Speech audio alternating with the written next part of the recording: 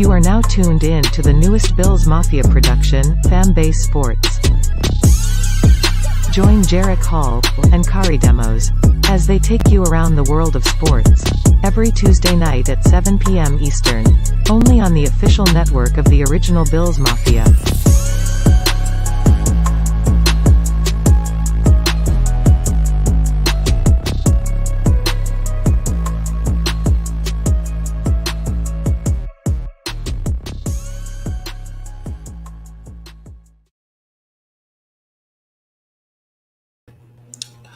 What is going on, sports world? Welcome back to Buffalo Fanbase Sports. My name is Jarek Hall, aka Jan716, and we are back here again with another live stream. And today we're going to talk more on the college football aspect. We're going to talk about, we're definitely going to be talking about some Oklahoma drama with Cale Gundy. We're going to talk about top 25 preseason polls, some college football trash talk. And if you guys can see right over there, I'm going to give you guys the opportunity for the link.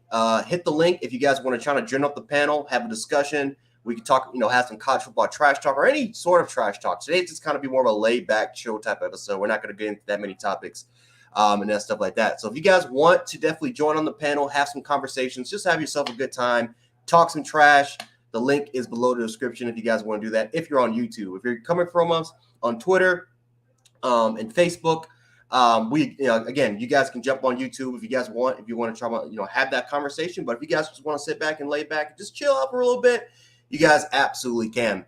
And I'm not going to lie to you guys. I ain't going to lie. I just kind of came back from the dentist. I had to kind of get like some fillings and stuff like that. My lip is numb as all hell. So I apologize if anything seems like out of character. That is really why right there is because of that. So again, I apologize for that aspect. But thank you guys so much for joining on the live show. So until we get some people in here, if you guys want, we're simply just going to go ahead and get started. So everyone knows that Cale Gundy, of course, we'll start with him. He decided to resign. It was just a lot of unfortunate situations that was happening with Cale Gundy and the Oklahoma Sooners. Unfortunately, he said something that definitely shouldn't be said. Well, he read something that he should that shouldn't be read.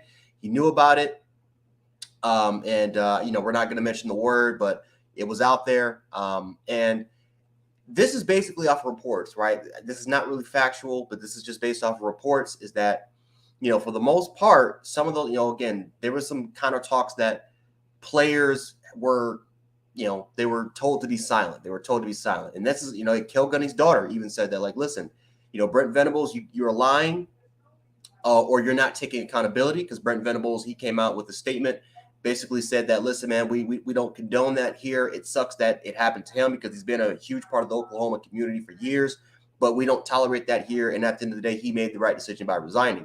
Cale Gundy's daughter basically came out and she said, listen, you knew about this action. You told the players to shut up about this. So you are definitely not, you should be held. You should be held to that type of standard.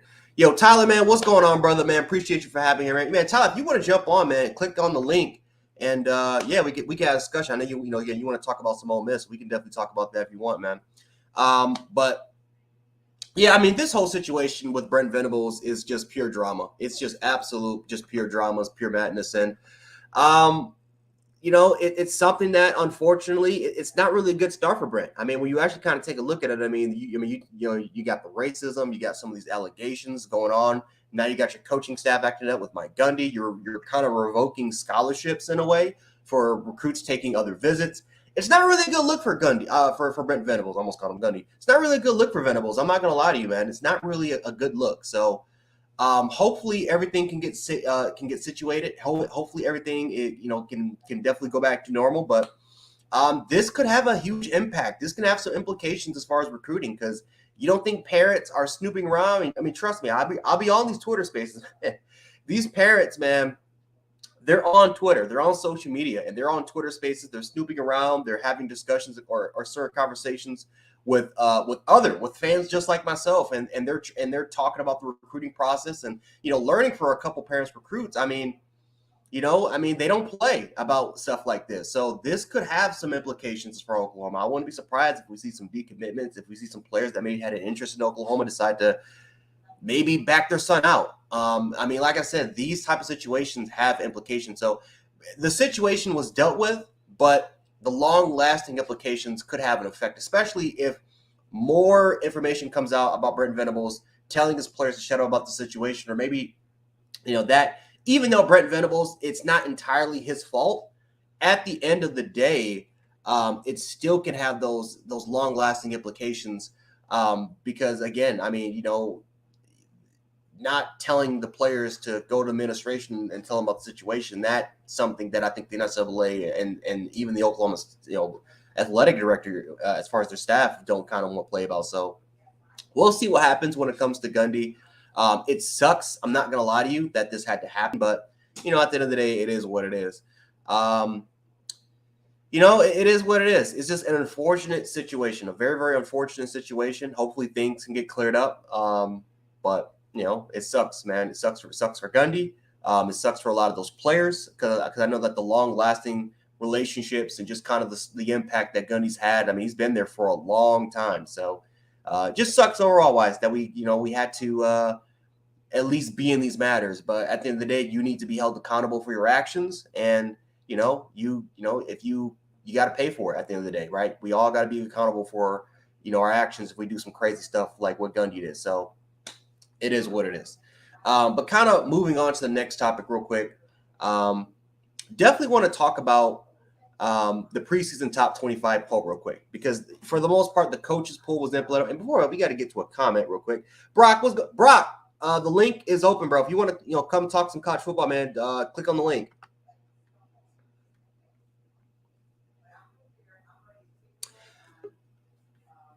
There he is. Yeah, man, Anthony, man, I agree, bro. It sucks, but it sucks for the situation that he's in. But at the end of the day, it is what it is, man. Like I said, his actions, you got to be held accountable for your actions at the end of the day. So, it is what it is when it comes to that, man. But Brock, bro, we got to talk about this top 25 poll, man. Yes, sir. Yes, sir. We got to get this poll. Yep. I kind of agree on it, but I don't know. I would have. I feel like I would have Clemson ahead of Georgia just because I don't know. They just lost so much, man. It's hard to put them in the top 3. You get what I'm saying? I mean, I'm not hating on them. They did a good job last year. Had a great defense, But to me, I just think Clemson is going to be better than them this year. Yeah, bro. It's like when I look at the Clemson Tigers, man, like their defense is fully stacked. Like that is a stacked defense. Yeah. For sure. Tyler Davis, Brian Bresee, Miles Murphy. I mean, Xavier Thomas, and a lot of those dudes are 5th year and 4th year players. Right. The linebacking core with Trent Simpson, that's going to be really, really great. But offensively, man, I mean, that's the question mark. The offensive line was not really good. The running game is great. I give the running game credit. That was the best part of their offense. But DJ Uiagalelei, and then you have to take a look at their backup quarterback, who's a true freshman coming out of Westlake in Texas.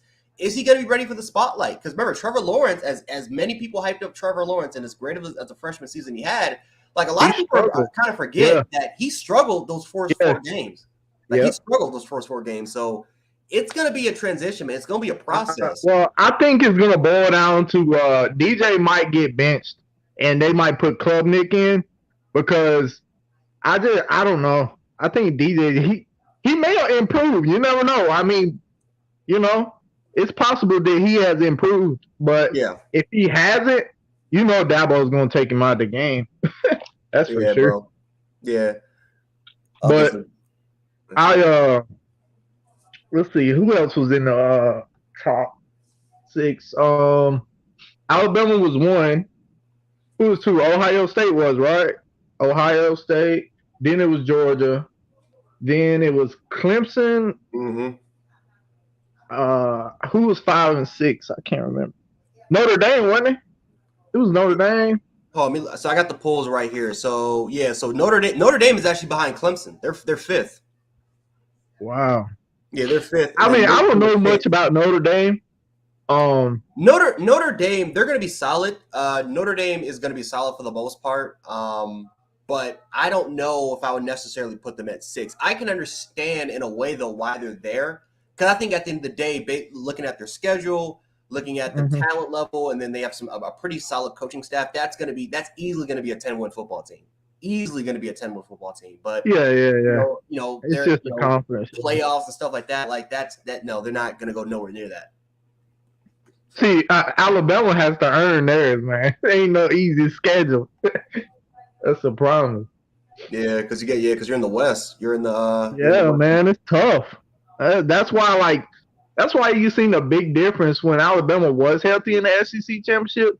You seen Alabama like even they was down by 10 and still came back and like blew Georgia out there in the SEC championship. But I'm telling you, like, I'm hearing a lot. I just want to talk about this for a minute.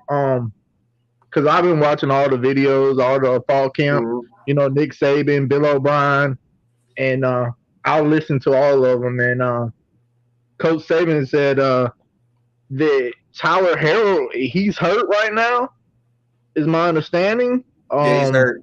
He's not 100%. So I don't know. Did he come in from did he come off of an injury, from Louisville or something, or what? I mean, I guess that's the case. For Harrell? I mean, yeah. He came from Louisville. Yeah, I'm saying, he got injured there and then he came to Bama, right? No. So from what I heard, he wasn't really that hurt. It was just the fact that he just didn't really get his touches. I mean, remember he had like 29 catches for like 600 yards, but they rarely used him. They primarily used him as more of a deep threat weapon, but they didn't really use him that much as that primary. Right. Nick Saban said something like, kind of like he's not used to being at Alabama because he just transferred. Yeah. So it's going to give him time to get used to it. Yeah. So I hope everything goes well though. I was kind of worried about that because I was like, man, as good as a player he is, I hope he don't transfer, honestly. Yeah. But Jermaine Burton, Coach Saban said he was really he spoke highly of Jermaine. Jermaine looks good, man. I hope he stays healthy too. And then we got Shaz Preston. I saw him. I kept trying to tell everyone Shaz is gonna be that dude. He looks like Amari Cooper out there, man. I kept trying to everyone was like, it's Aaron Anderson, it's Kendrick Law. People were talking about. I don't know. I'm like, listen, because like these cats at Louisiana, they kept comparing Shaz to Jamar. That's what they kept That was a major blow for LSU because they literally thought that was going to be the next Jamar Chase, and I kept just hearing news that this dude is going to be a breakout star for Bama, but no one on, at least for the Bama lines, the Bama inside, no one was talking about him. They were just simply talking about the other guys, and I'm like, why is no one talking about Shaz? Like, this dude is literally 6'8". I thought he was smaller than that, man. I thought he was smaller than that. He is a big pounds. Yeah, he's a big body, man. He don't even need to gain any more weight. Shoot, he's ready. If you ask me. Yeah. And he's honestly, he looks like Amari Cooper though. Yeah, he might look a little bit of Amari Cooper. He's bigger than I think. Honestly, he might be the biggest receiver on the team because Ja'Cory Brooks is. Ja'Cory's 190. Ajay is, when he was here, he was 6'3", but he was easily like 190. He was more tall, slim, but he wasn't like a slim built type of player. Like, this dude is stocky built. So we miss that. We miss having these big receivers. Man, we need him out there for real. I hope he gets a little bit of playing time. I'm pretty sure he will. I think he might. Crimson, I don't think so, dog. I think this is it. I honestly believe that 2020 with the Thua Jones build, the Trey Sean, I think that's done, man. Like, I honestly believe that those are going to be depth players for us. I just don't think they're ready. And maybe from a talent perspective, they're just not better. But I mean, again, Kobe Prentice, Kendrick, Anderson's hurt now. But now you got Shaz. And if Ja'Cory Brooks starts to step up to the plate, it's like, where do you have the room? I don't have it. So, I don't know about that. Aubrey, I got Alabama, and I'm not just saying that because I'm a Bama fan, but I got Alabama, Ohio State in the national championship. Georgia, I will have them third. I think Georgia will be a very, very close one. And then the fourth team I keep going back and forth with this because honestly I have no clue who's gonna be the fourth team. I have no clue. Like I've been trying to think about it. I've been trying to make some predictions about it. I have no clue. Some people are saying it's USC. I think USC is going to choke it. I think they're going to blow it. They'll still potentially win the West. I mean, potentially win the Pac-12. That's still a big opportunity. I just don't know though if they're going to be good enough to get there. I mean, it's possible, but there's question marks about their defense. I mean, I think there's some real question marks and concerns about their defense. And my boy Chris from the Horns Down podcast. I mean, again, he's a huge Oklahoma fan, and he's been studying, he's been watching Lincoln Riley for a long time. Lincoln Riley seems to kind of choke in these sort of situations, against teams that he should win against. And so I think from a coaching standpoint, there's a little bit of a worry that can this team that is full of a bunch of brand new players, are they going to be focused? Are they going to be ready to go? I'm just not really sure. So I think there literally is right now a general concern whether if USC is going to, again, not win the Pac-12, because I think that they could do it. I think the Pac-12 is a little bit weaker than what it was in previous years. I like UCLA. That could make that upset. I think Oregon is extremely talented, but I don't know, man. It's like, honestly, that the fourth team, I mean, I don't know. So that's why when I look at the polls, I can see Clemson. Like I generally could see Clemson be the fourth team because that defense is real, but that quarterback situation is so damn bad. I don't know. It's between Alabama and Clemson for the best defense this year. Yeah, I agree. I think, but I would have to take Alabama's defense because of Will Anderson, but of course I would take Alabama's defense. I'm a Bama fan, but I mean, Clemson, if they get the quarterback, situated, the problem, then they could be a really good team, like, because Clemson, them and Auburn is the only ones that can really give, Alabama a challenge. And Georgia just now starting to give Alabama a challenge, so yeah, I don't even really think Georgia. If they do make it the SEC championship, I think Bama's gonna kill them. I'm just saying. I think Alabama's gonna kill Georgia this year. Now they talk about Eric Gilbert, all these tight ends they got. Man, those tight ends, they can't do it all. Like. They want their tight ends to do it all. You know what I'm saying? That's crazy. I'll give Georgia this.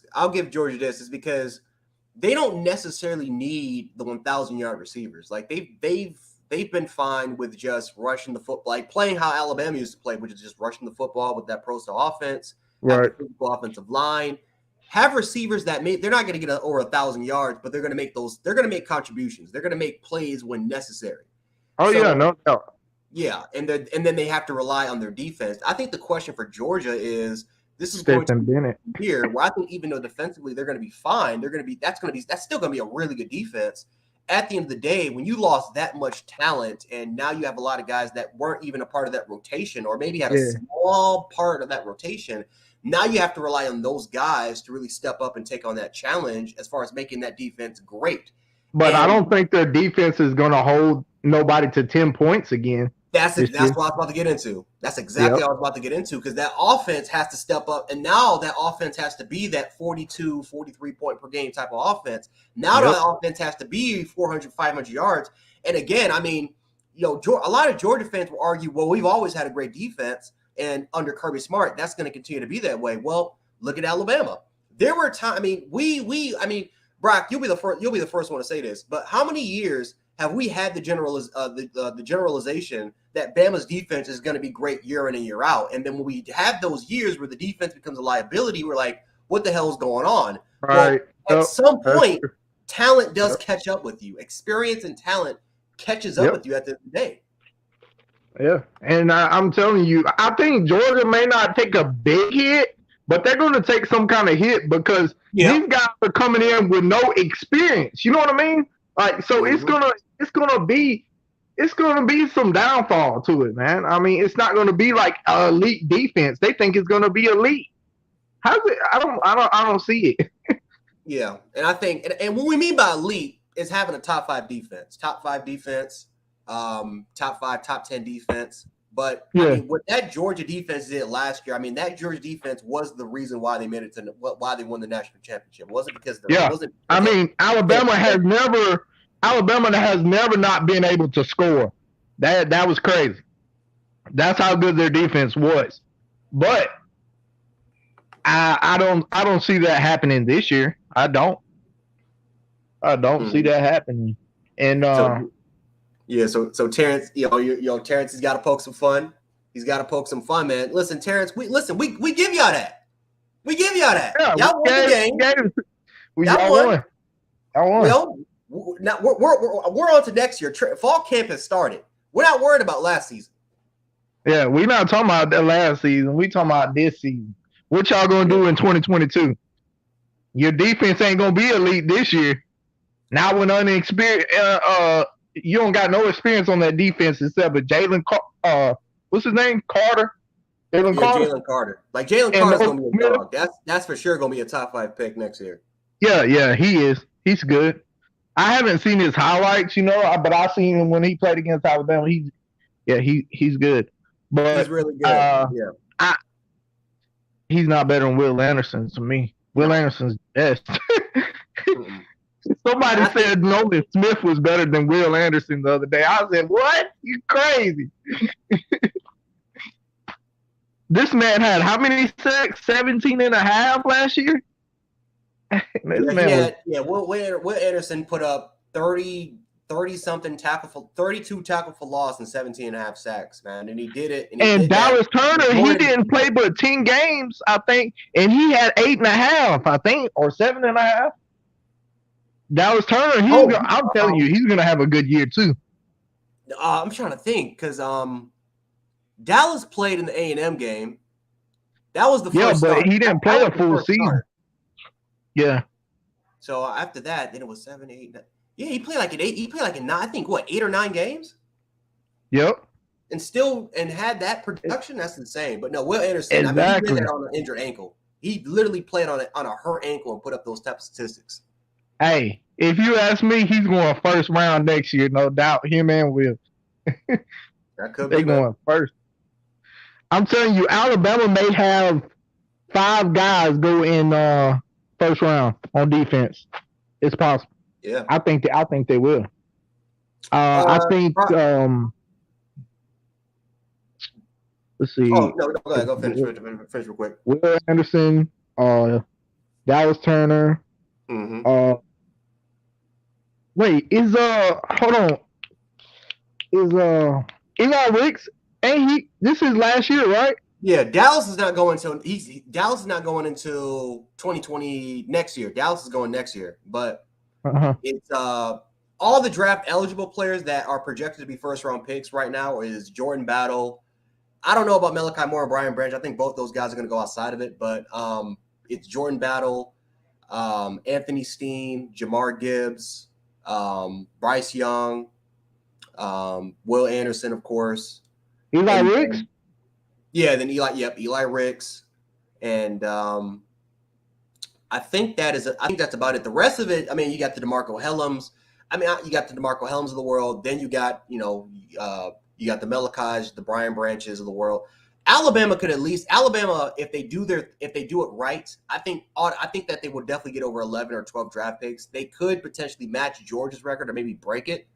But they could. Alabama has a lot of draft eligible dudes that are projected to be drafted. So that's going to be fun. Yeah, it could be a really big year for Alabama football because, and like Jaheim Otis and all these guys that may see some play time this year. Mm-hmm. Like that dude, Jaheim Otis, we need to watch out for him, bro.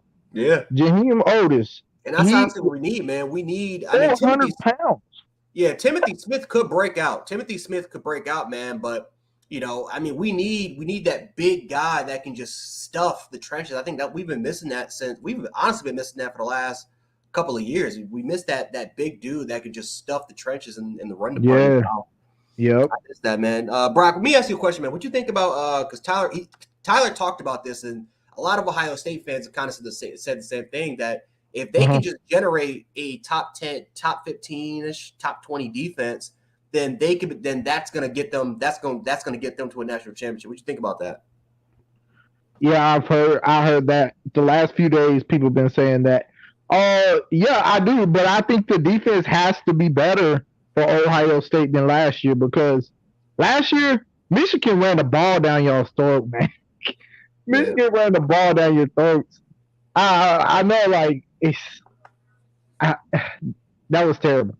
Because this guy, who was the running back for Michigan last year? That dude was a beast. It was Haskins and Haskins and Corum. They ran wild. Oh my God, that kid Haskins, he was a bull, man. I watched him. He was awesome. I was like, holy crap, this dude is unstoppable.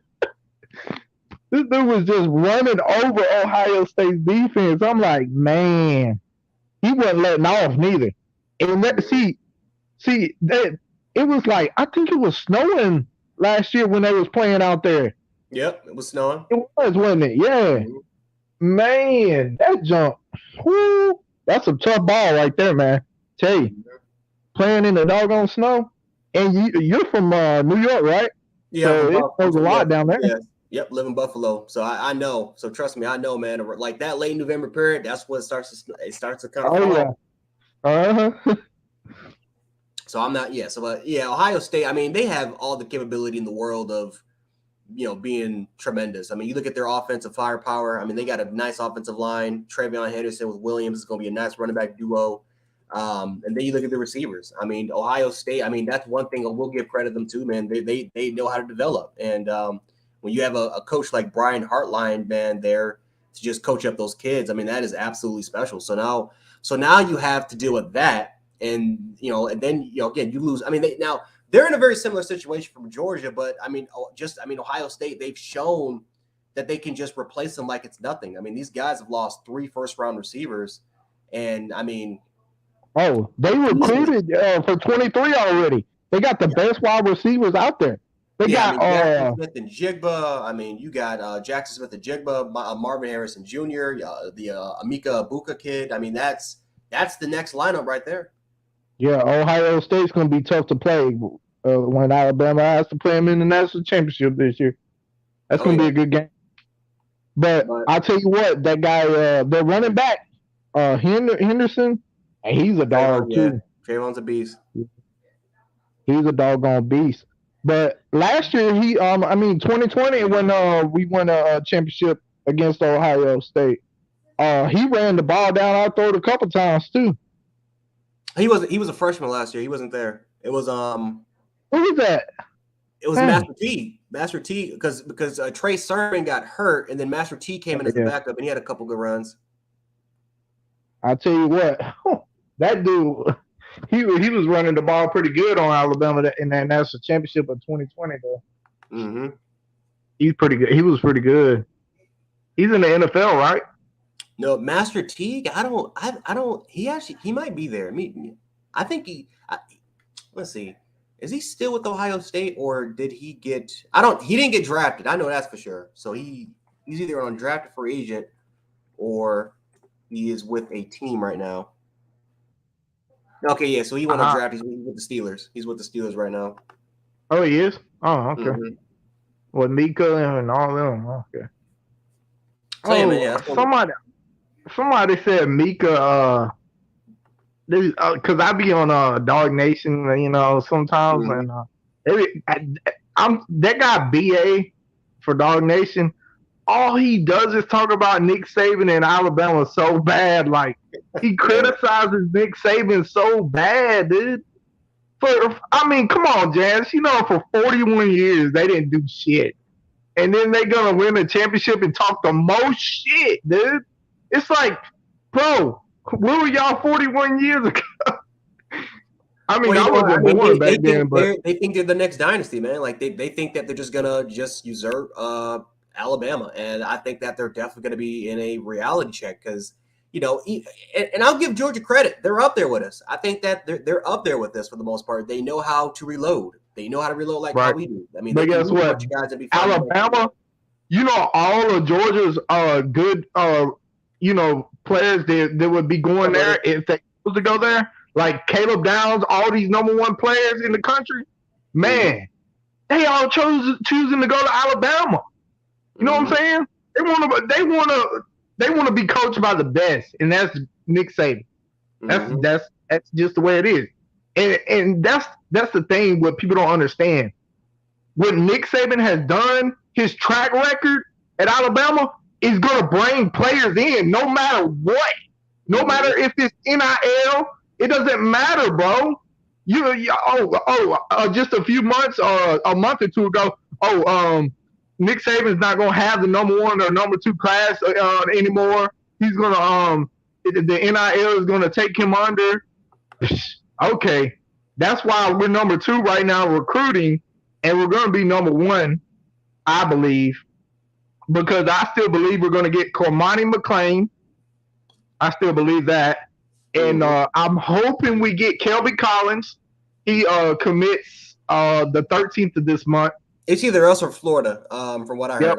I got some dudes. Well, they say he's trending to Florida because he didn't visit Alabama, but Hunter Osborne that committed, not the last commit, Hunter Osborne, he is best friends with Kelby. And he said before he committed to Alabama, Hunter did, he said, Kelby, I know you watching my commitment. He said, I'm bringing you with me, bro. Yeah. He was letting him know, man, because he was probably watching that guy's commitment. Because I think he was supposed to be at Hunter's commitment, but he didn't make it. And I don't think it's a bad sign that he didn't visit Alabama, Kelby Collins. I still think that he still likes Alabama because he's a Bama kid, right? You know what I'm saying? So he's from Alabama. Play right at I'm not gonna say Hewitt. I think Hewitt Trustville. Or is that Hunter? Or are they both on the same team? Hunter, I think no. Kelby plays for he don't play for Hewitt Trustville. Kelby plays for another school in Alabama. I forgot the name of it. I have to go look at his picture. He had the name on his jersey. It's on Twitter, but I'm always on Twitter. Every time I see it. Yeah, Gardendale. Yeah, Gardendale. And see, I'm gonna tell you, Hunter Osborne, he's gonna be a beast. He's gonna be a beast, man. Hunter Osborne is pretty sick. I'll tell you, Miles McVay, he's committing the 11th of this month, which is Thursday, I think. Wednesday or Thursday, yeah. He's committing. Miles McVay, he's from out of Missouri, out of St. Louis. I believe we'll get him. Get him. And they say that's some tough ball down there in Missouri, in St. Louis. They say they play tough down there. Yeah. In St. Louis. They said the program he came from, the high school he's from, they don't play. They're really good. That's the same high school Luther that's at Missouri. That's the same high school he went to. So that's a powerhouse over there. Yeah, he's an offensive lineman, I think. Is he? I think he is. Offensive tackle, offensive line. But he's committing, and then like all the guys like Cormani McClain and stuff, they're gonna wait till December, because they want to see how the season goes for Alabama and stuff. And I'm telling you, Alabama's going to get most of these players because they're going to have a successful season this year. But especially if they win the championship, we're not going to be like Georgia, get out recruited. You know what I'm saying? Because it's just not going to happen. But I mean, Georgia's still getting good players. They did get they didn't get Caleb Downs, but they got another guy, Aguero. What's his name? Yeah, Janelle Aguero. Yeah. He's the number 2 safety in the nation. But Caleb Downs, have you seen his highlights? Caleb's a dog, man. And he's going to be playing star. Like, he's going to be playing. Oh, he's starting. He's starting. Yeah, he's starting. That dude has what it takes to play as a true freshman, especially because Man, he will hit you so doggone quick. He is fast too. And honestly, that's what we need next year because, like I said, I mean, depending on what happens, I mean, one of those guys, whether it's Moore, Branch, or maybe even both of them leave, but one of those guys is going to make that transition to safety, and that's where that star will be open and we can slide. But whose spot do you think Caleb Downs would take? Brian Branch or what's his name? Malachi Moore, yeah. I think this thing, let's say this, if Brian Branch, let's say, has a great year and he decides to make his decision to go to the NFL, then it's between Malachi and Caleb for that star that I believe that's what's going to happen. Of course, there's going to be other dudes, but I think it'll be Caleb, and I think it'll be a battle between those two. I think that Malachi will make that transition to safety because DeMarco Helms, technically it's not his last year. He can stay for another year if he wants. But if Helms is gone, that's where you can slide somebody to his spot. And I think that could be more, which I think that's honestly a better position than at star because he's more of a zone coverage type of dude than just simply just being a man coverage guy. He's a safety. He's not really a star or really a true outside corner or boundary or field corner. So right. I think that we can slide Caleb there. Moore can play the safety. Or take Jordan Battle's spot at that free spot, and then we can try to see what else is going on there. But I think that for a transitional year for the secondary, because I think that's going to happen for the safeties, Caleb Downs, I think is just he's going to be a starter for going in next year. Oh yeah, no doubt. And also, we got both of the running backs. We got Richard Young, and we got what's his name? Ohio State fan. Like I said, Tyler, man, he's a big Ohio State fan. He'll be the first one to tell you, man. They really wanted him. Who? Talking about Richard Young or Justice Payne? Oh, they wanted Justice too. Yeah, Justice was top 3. I didn't even know about that. It was just top 3. Did you know Justice? If he wouldn't have went to Alabama, he was going to Ohio State. He told it was top 3. It was top 3. Top 3 decision. Yep, and I'll tell you what, Richard Young. It took him a while. I kind of got irritated about that, but he made the decision and he chose Alabama. So I was like, oh, man, we got a 2-headed monster at Alabama in 2023 coming up. Mm-hmm. So I'm telling you, Alabama's not going nowhere. And anybody that thinks that is a lost I don't know what you want to call them, but I'm telling you, they lost because Alabama's not going nowhere. And Nick Saban ain't going nowhere no time soon neither. Georgia fans, man, look, you see it, man. Listen, my boy Terrence West, man, he out here. He say, listen, man, y'all gonna win another SC championship, man, but y'all ain't win that natty, man. That's gonna be Georgia. So, buddy. You know what they thinking? Yeah, they think, we're gonna get hurt. Our players are gonna get hurt again. Nah, that ain't gonna happen this year, buddy. That's the only, to me, bro, like, because of the SEC championship, what Alabama did to Georgia, what they did to y'all, what's his name, Terrence in the chat, whatever, bro, what Alabama did to Georgia in the SEC championship when they was healthy, mm-hmm. and the same defense, it doesn't matter. Like, I understand that they finally they brought a lot of pressure in that national championship. Because guess what? Bryce Young was going to throw that ball. I don't give a damn. And he still put the ball in their hands. They just didn't catch the ball, man. It's like, how do you not catch the ball? I mean, some throws that Bryce made, they were 50-50 balls, right? Mm-hmm. It's either at least go up and try to catch it. Like, yeah.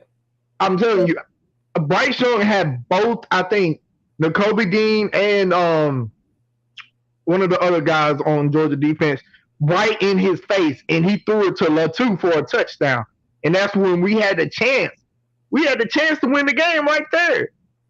And Bryce Young got pressured, and he threw a doggone interception to Keely Ringo. What's his name? Keely Ringo. And Ringo got dusted so many times, it was awful. That guy. I mean, they said he's a 5-star. I don't see it. I mean, when he played against Alabama's receivers, I didn't see no 5-star written on his chest.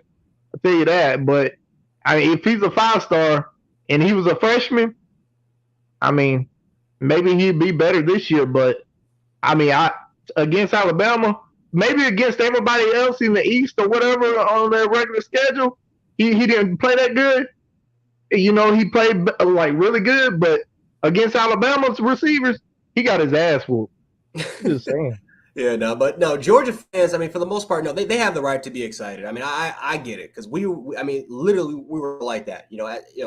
After the 2008 season, man. I mean, I remember, man, we were extremely excited. We thought that we could potentially win a national championship, which we did. We ended up winning a national championship the next year. But I get it. I mean, for the most part, Georgia, they're on a high. They've accomplished something that they haven't accomplished in over 40 something years. So you heard what Kirby said. Kirby said we're not what was the word? He said we're not being hunted, or we're not haunt. I can't remember the words he said, but he said something about we're not haunted or something like that. We're hunting, or we're not the hunter, or some shit like that. Oh, we're not the hunt, like we're not the hunted. We're not the hunted. We're hunting. I don't know, something. We're hunting. Yeah, something like that.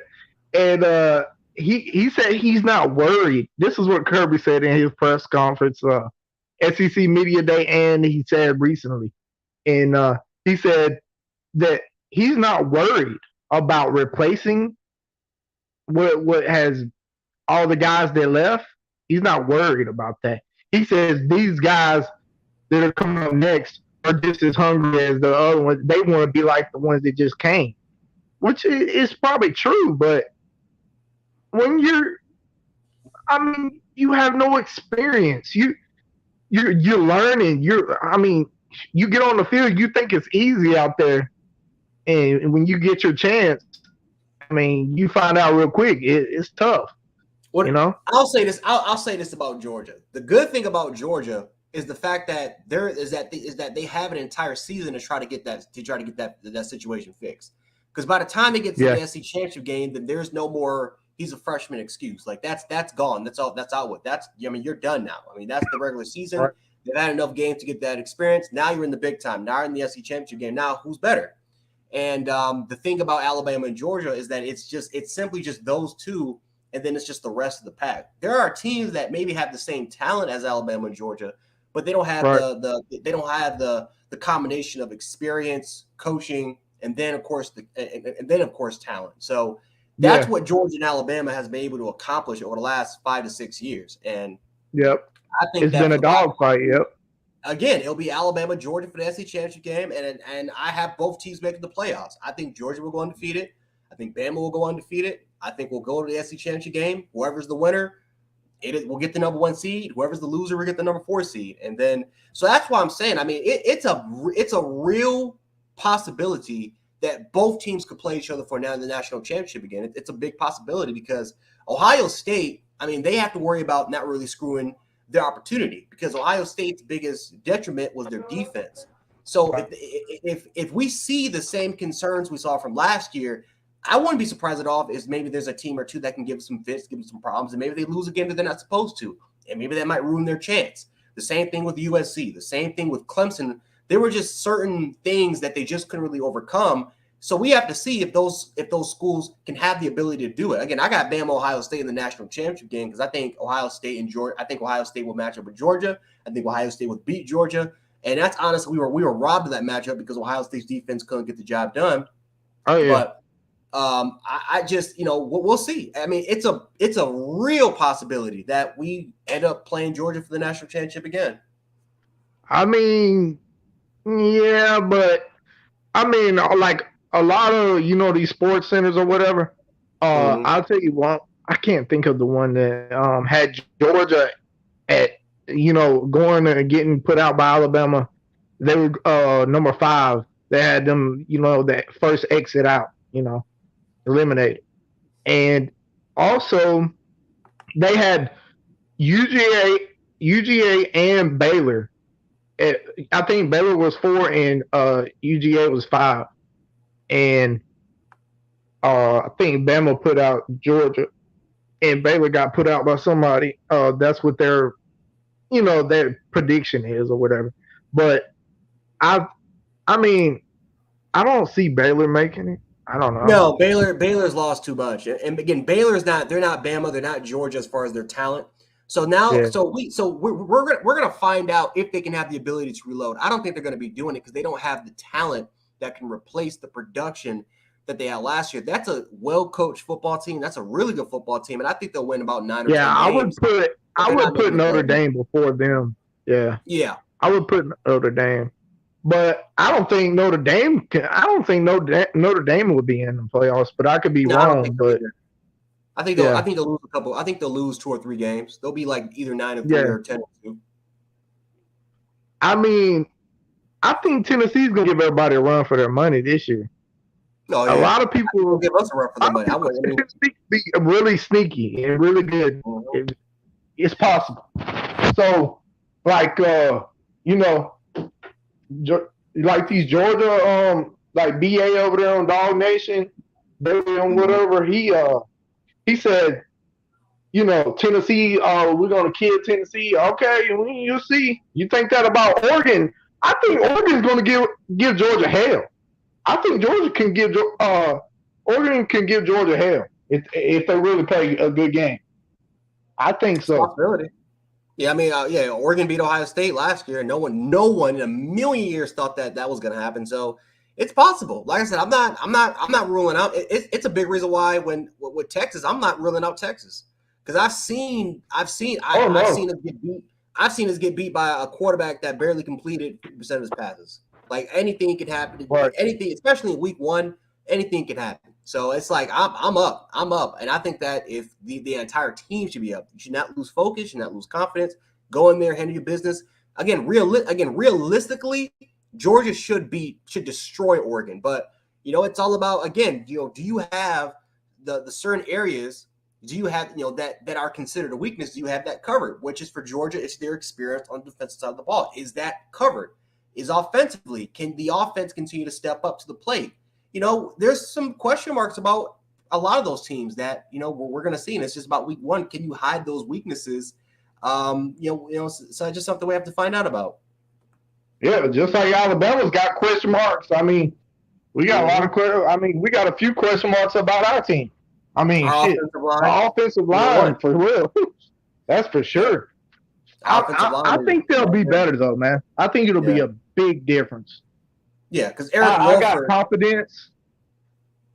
I got confidence in it. Yeah, Eric Walford coming from Kentucky. I think a lot of people don't understand how good of an offensive line coach Eric Walford was at Kentucky. I mean, he produced some really good NFL draft picks or helped develop some really good NFL draft picks that came from Kentucky. I mean, he put guys in the NFL from offensive line. I heard. Yeah. So, I think Nick Saban did make a great move. When he got Travaris, what's his name? Travaris Robinson, the defensive back coach. Man, that was a big nail. I would say outside of Corey Raymond, Travaris is probably the second best defensive back coach in the country. Oh yeah, right outside of Corey Raymond. Is Corey Raymond better than you think, Travaris? I don't know. I think he's better.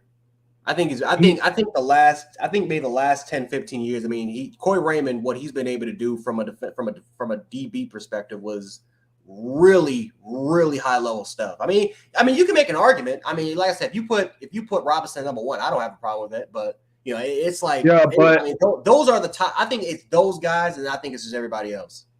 Yeah, that's why some people are saying, Kamani's probably going to go to Florida because of Corey Raymond. But this is what Kamani said in the interview. He said, I want to go where I can get developed and I get developed right and I can go straight into the NFL, And Alabama is that program, he said, that they do put guys in the NFL every year. Mm-hmm. And, so I'm not saying Florida don't need it because Florida is putting plenty of guys in the NFL. Florida's been a good program too, but Yeah, Kiara you Elam. know, I mean, Kiara Elam. He's with my Bills. He's drafted first round for Florida. So I mean, at the end of the day, you got to. I mean, you can go to a school which has that track record, but you got to get on the field and you got to showcase that you're the best. yep. And I think, let's see, I think Florida might be a little bit better than they was last year. I do got Florida winning at least 7 or 8 games. I give it 7 or 8. That's what I think. I think they might lose to. Well, I know they're going to lose to Georgia probably. So that's one loss. And who else they play? I don't know Florida's schedule, but take a look at Florida's schedule. They're not. I don't even think they're ranked in the top 25 polls. Nope. What? They're that bad? Yeah, they're not ranked in the top 25. Yeah, a lot of people think that Florida is not going to be they're not going to be a good team. Now, I mean, Dan Mullen really messed up that program. I mean, he really messed up that program up. I mean, left it a hot ass mess. Yeah, so and then we have to take account, is Anthony Richardson, is he going to step up? Is he going to be a lot better than what he was last year? Because last year, I mean, he was a disaster, I heard. Yeah, from an athletic standpoint was phenomenal, but from a passing standpoint was the weakness of his game. So we have to see now. I think he had 13 interceptions or 9 or 13 or something like that, they said. Yeah, he didn't have a good season throwing the football, that's for sure. But again, that was his first start. I mean, that was his first year being that much involved in the offense. So, it's in a way he was, kind of more of a redshirt freshman guy that just now had the ability to play. But you saw, ain't that the same with the Clemson quarterback, DJ, whatever his name? Uyunglele? If he was a freshman last year? He was DJ was a sophomore. Oh. Dang, he was terrible, man. I don't see. Dang. And in their spring game, I watched their spring game. Oh my God, he couldn't throw the ball. I'm like, wow, dude. I mean, how did you get out of high school and go straight into college at Clemson and not be able to throw the ball? It's crazy, man. Because when you look at his high school, because him and Bryce, they were in the same league together in high school, the Trinity League, it's the top league in high school. Texas fans can say, "Oh, Texas has the best football." No, you don't. The Trinity League in Cali, that's the best league in America, best league in the country, full of. Is that where Bryce went to? Bryce went to Mater Dei. DJ went to St. John Bosco, which is their rivals. So they play. I mean, when they play each other, Mater Dei is either ranked number 1 in the nation, Bosco's ranked number 2, or it's flip flop. And they're competing they're competing not just for a state championship, they're competing for a national championship. So DJ in high school was so unreal. I mean, and it's not just because of his highlights and just because he's playing against shitty competition. No, he's playing against 5 stars, 4 stars, 3 stars in every game, and every game basis. Like DJ, from a mechanic standpoint, looked ready. I mean, he had a lot of compliments from NFL receivers that were catching passes from him. And then you got the Clemson, and it's like he just looked like a completely. I mean, he had back-to-back 400-yard performances when Trevor was out on COVID, but then the following year was just off. I mean, he could not throw. I mean, he put way too much touch on his deep passes. He was throwing. I mean, he was just showcasing his power instead of showcasing any sort of accuracy or footwork, or it was just, I don't know. It was weird. I've never seen anything like it, because the trajectory that him and Bryce were on, they were projected to meet at a national championship in college and play against each other. And it was just, wow. I'm telling you, crazy. I've never seen anything like it. I heard Bryce Young and Jermaine Burton played in the high school together. Is that true? All right, Trevor, what would you say? Bryce Young and Jermaine Burton were friends, and they played in California together in high school. Yeah, they were in a lot of camps. Jermaine played in Calabasas. Well, he transferred from IMG and he went to Calabasas out there. So even though technically, let's say if it's if they're competing for the state championship, they would have potentially met in those rounds, but Calabasas they couldn't. I mean, they couldn't get past. They just couldn't. They couldn't get it. They couldn't make it there. It was really just Mater Dei and Bosco, and then it was everybody else. They were, because the whole Cali thing, how it's set up, it's like the North and the South, and Mater Dei and St. John Bosco, the Trinity League, and some of those schools, they're located in Southern Cali, and then there's Northern Cali. Yeah, Trayshawn Holden from Cali too. Yeah, he played at Cali. So yeah, he played at I forgot what the school's called, but it was like it's a lower division than what Bryce played at. But he played on that team with him and Jake Garcia. I think Trayshawn might be a little bit better this year too. I hope so. I think Holden will be decent. Yeah, I hope so. Yeah, Crimson was mentioning that Trayshawn he's a big dude and he can he's a big dude, but he's like 6'3", right? He's 6'3", I think. He's 6'3", 200 pounds. He's a big dude, but his ability to separate is just, it's just not there. I mean, he can't really separate that well compared to some of the other elite receivers that have really been a problem. Like, when Kelly Ringo got out that interception, he couldn't even catch him.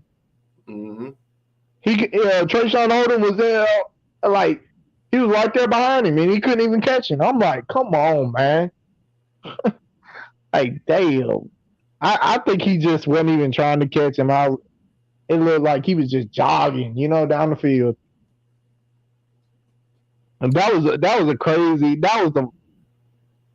worst moment. I as a Bama fan, I was like, what the fuck, dude? I was pissed that night, dude. Well, nothing's gonna be worse than kick six. Nothing's gonna be worse than kick six to me. I mean, that shit. I didn't even go to my my barber. So my barber passed away, like I would say, like maybe a week prior to the game, and we had the funeral and like that.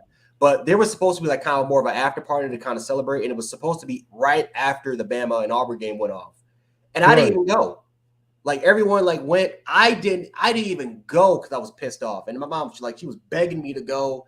She was begging me to go. She was screaming at me, threatening me to whoop me and stuff like that. I'm like, I don't give a fuck. I don't care what you do to me. Nothing's gonna hurt me more than what Auburn did. I couldn't believe, because we were not one game away, because we had to play. If we would have won, we had to play Missouri for the national championship. But we were literally but just that year, we were on pace to play Florida State for that national championship, and Auburn ruined it because of a kick six. But it's just that was talking about when Davis ran it back. Davis ran that junk all the way back, but Nick Saban shouldn't even kick the ball. They shouldn't even kick. We should have never kicked it. We should have been in that position. Remember, we were up 21-7, man. Because AJ McCarron threw a touchdown to Amari Cooper for like 99 yards. We were up 21. I thought the game was over, and then they just came back and they made it a game, and it was competitive. It was to a point where they. And this dude was gone. That dude Davison was quick, man. He dusted everybody. He left all the Alabama players out. I was like, dang.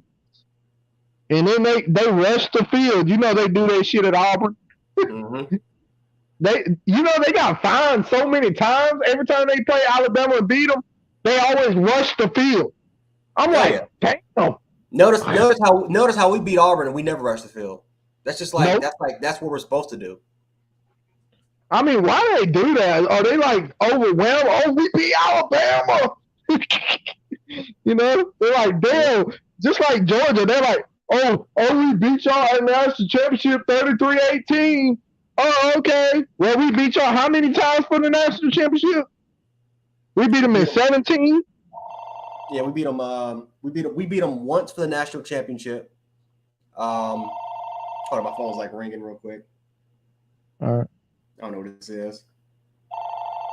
Yeah, but anyway, I'm just going to ignore it. But no, we beat Georgia for the national championship. You know why they do that? You know why they say 33-18 and they see 3rd and 16? They say that because Alabama's playing 2nd and 26. They say that. Yeah, they say. Yep. Now they say 3rd and Ringo.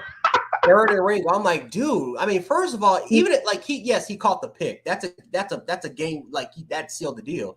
But it's not. But he ran it back. They gave him high praise for that. They still praise him for that. Laid it right down there. It didn't even matter. The game was over. He caught the pick. The game's over. Yeah. I mean, even if he wouldn't have got the interception, the game was over. The time was almost gone. Yeah, the game was over. So they say that because we keep saying 2nd and 26, even though we say that because that was a legit game-winning touchdown. It wasn't that like no Yeah. Vince Young where he scrambled and it was like what, maybe 15, 16 seconds left. Dude, Tua got. I remember Tua got sacked, and it was 2nd and 26 in overtime. And how many times have you seen an overtime game in that? How many times have you ever seen an overtime game in a national championship? And a bomb throw downfield for the win. For the win. That's why we say 2nd and 26, because that was an overtime, and that was something. Who would have ever thought that Tua was going to throw a touchdown on 2nd and 26 in overtime? And I'm telling you, like, Devontae Smith, he was gone, man. That kid, wasn't he a freshman that year?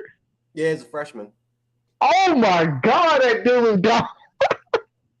I don't know if he was a busted coverage, but he was gone. No, it was just there. So for the I forgot who their quarterback was, but he never rode Devontae Smith out of bounds. I mean, he simply just let him go. He didn't even touch him. It was Devontae Smith literally ran a streak and wasn't even touched. Yeah, but he's fast. Devontae quick, man. That man was. When we won the national championship in 2020, this man was making ridiculous catches at the goal line. Yep. I'm talking about he could get up and get the ball, man. We need receivers like that at Alabama. And that's why I'm excited for Shaz Preston, because I think Shaz could be that player. I think Shaz could be that dude. I think, and again, whether it's him, whether it's Kobe Prentice, whether it's Isaiah Bond, whether it's Kendrick Law, whether it's Anderson, I think one of those dudes as freshmen is going to step up to the plate, because we're going to need that. Like the job is not secure. What do you think about Isaiah Bond? They say he's the fastest freshman Alabama's got. Yeah, he's extremely fast, but we need to see his ability we need to see his route running. Like, how was his route tree? Right? How is his route tree? Can he have the ability to separate, right? After ball after the catch, what is his ability to do there? I mean, there's a lot of question marks we're gonna have to see. So, he's wearing the same number as Waddle did, number 17. Yep. So we're gonna see. They're expecting him to be another Waddle. Yeah, one of those dudes has to step up. That's why, again, I look at 2020. Theo Jones-Bell. I don't even think he's out. Trayshawn definitely no. Javon Baker. I mean, even though I know he's back, he should have just stayed in Kentucky. But honestly, but he's here. I don't think he's going to get that chance. I legit think one of those freshmen is going to step up to the plate. And who you don't think is going to get a chance? Who? No. Wait, what you say? You said who I don't think is going to get a chance? Yeah. Who did you just say? I missed it. I said one of those freshmen is going to have that opportunity. One of them is going to step up and take. It's going to be Shaz. I'm saying Shaz. I think it's Shaz too. I've been saying it's Shaz since he signed. I was more excited about Shaz on signing day than any. I mean, Shaz and Jeremiah Alexander were the two guys I was just excited about the most, because I'm like, these two guys. Jeremiah Alexander's that dude too. Yeah. He's that dude. You saw him in the spring game. He was quick going to that quarterback, man. I'm like, dang. I've been watching Jeremiah, man, since he was a freshman at Thompson. I've been watching this kid since he was a freshman, and I'm like, dude, this dude, he just pops. Like, there's a lot of dudes that dominate high school, and I'm like, okay, this dude. If he plays at the collegiate level, this is going to be a first round pick. Like, I've been high on this kid since he was a freshman. So, I think he's gonna see a lot of play time. Yeah, I believe it. I think him. Let's see who else is out there. We got Dallas Turner. Oh, Chris Braswell. He's good too. Yep, 5-star. Yeah. And I think Nick Saban and them, they're trying to get a package where Dallas Turner, Will Anderson, and Chris Braswell, come in all together. Mm-hmm. Like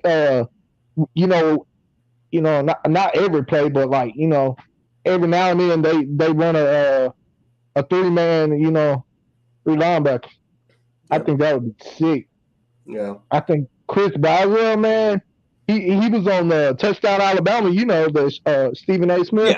Mm-hmm. And he said, and they had Dallas Turner on there one day, and they didn't have Will Anderson on there, but they had Dallas Turner and Chris Boswell on there. And Chris Boswell said, just wait till the season starts. He said, this defense, he said, we coming with it this year. Oh yeah. You heard Pete Golden, man. He said, listen, man, we got the trophy, man, and we put it in the cafeteria. We put that trophy in the cafeteria just to kind of like. They have to look at that every day. They look at that shit. I didn't even know there was a second place trophy. I didn't even know there was a trophy for second place for losing the national championship. I didn't even know that. Me neither. I was like, what? I'm like, wait a minute, what? There's actually they actually give you a second place trophy? I didn't know that at all. Not even till you just said it. Shit. I didn't know that at all, man. I'm like, what? A second place trophy? It's called a participation. Participation trophy. That's insane. I'm like, dude, that's got to be so embarrassing to just get a second. I wonder how it looks, man. I bet it's pretty small. I bet it ain't no big. Oh yeah, it ain't bigger than a CFP trophy. I can tell you that. Man, I ain't never seen one. I don't know why I never seen one. I've seen a lot of national championship trophies, the gold ones, but I ain't seen that one yet. But I think this season, we're gonna beat the shit out of Utah State. That's guaranteed. I mean, no one is ever doubting that. I think. Utah State. They are pretty decent though for their conference or whatever. Yeah, in the Mountain West, that's a decent football team. Yeah, I think they won 10 games last year and only lost like 2 or 3. But they not Bama, man. They're gonna get shit beat out of them. I think like Jermaine Burton or Tyler L, they're just gonna run. Bryce is gonna air that sucker out, man. Just, it's gonna be easy. Yeah, Alabama's gonna run, but Texas. Now the only threat Texas has is Bijan Robinson, their running back. I'll say the receiving core too. They got a Well, Worthy. Worthy, he's pretty damn good. Yeah, watch out for Worthy. Mm-hmm. Xavier Worthy is his name. Yep. That dude is pretty quick. He was tearing Oklahoma up. Even though Oklahoma did win that game last year against them, that was a good damn game. Mm-hmm. But Brock, I'm gonna have to get out of here, dog. I gotta let some of the other Buffalo fan base content creators. They're about to be up like at 9, so I gotta let them prepare, man. But bro, I gotta do more of these lives, man, so we can talk some more Bama football, brother. Yeah, all right. I'll catch you later, Jax. All right, man. All right, guys. Appreciate you guys so much for stopping by the live stream, man. Like I said, just again, Kyrie for the most part, for those who are wondering, couldn't make it, so it was simply with just me today. So yeah, for the most part, just interacting with some of the fans. A lot of those guys came from the Gen Sports side, so we definitely appreciate those guys so much for stopping by and showing love. But yeah, guys, we got other people that have to kind of make their content. So definitely make sure to follow Buffalo Fanbase. Check them out. Really, really good content creators. We're actually doing a major project called the Mafia Minute, which has been pretty fun, which I'm actually going to start working on now. But yeah, man, thank you guys so much for the time of the live stream. Appreciate every guys that stopping by. Make sure to like button, share the video, subscribe. We'll share the stream and also subscribe. If you guys are not here for the live, you're just watching it after. And yeah, I'm gonna catch you guys on the next one. So yeah, guys, this is Gent Sports, and I will catch you guys next week, Tuesday, 7:00, same time, 7:00, p.m. Eastern Standard Time. If you're on the West Coast, 4 p.m.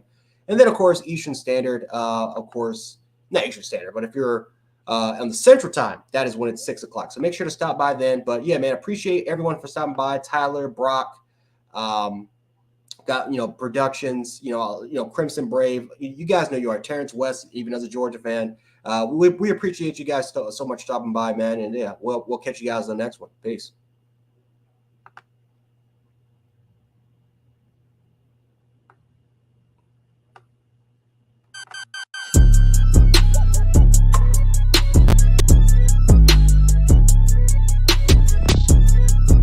You are now tuned in to the newest Bills Mafia production, Fanbase Sports.